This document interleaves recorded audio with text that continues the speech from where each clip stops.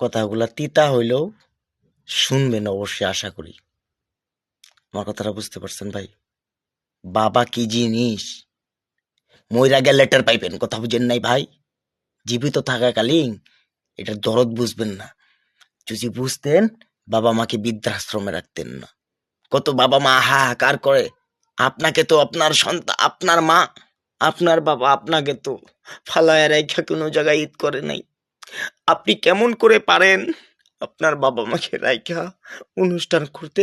কেমন করে পারেন আনন্দ করতে? কিভাবে আপনার দ্বারা হয়? আমি আপনাকে বলতেছি, সেই সন্তানদেরকে বলতেছি, শোনো ভাইয়েরা আমার, বাবা মা নিয়ে আসো বাড়িতে। যেই বউ রাখতে চাচ্ছে না বাবা মা, ওই চৌকাট পাল্টায় নাও, ওকে ছেড়ে দাও তুমি। তোমার বাবা মা তোমার কাছে বড়, ওটাই মেনে নিবা তুমি। বলছেন আমার রাসূল, মায়ের পায়ের নিচে হয় জান্নাত।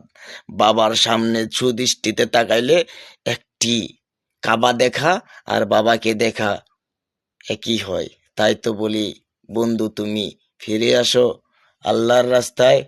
মরবো আমরা, যাবে শুধু 3.5 হাত মাটি, থাকবে না তো কাপুনের কাপড়ের পকেট। 3 টুকরা রশি দিয়ে বাঁধবে আমারে, মাঝখানেতে গামছা দিয়া কবরেতে নামাবে। ওরা চইলাই আসলে 40 কদম পার হইলে পার পাবো না আমি রে।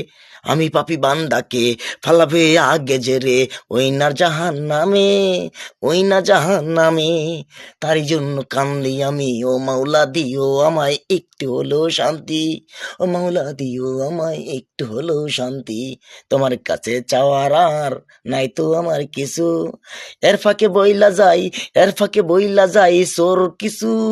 ওরে চোর শুনে নে, জুতার নিচে মায়ের নাই, চকিদারির উপরে চাকরি নাই, মনে রাখিস কথাটাই।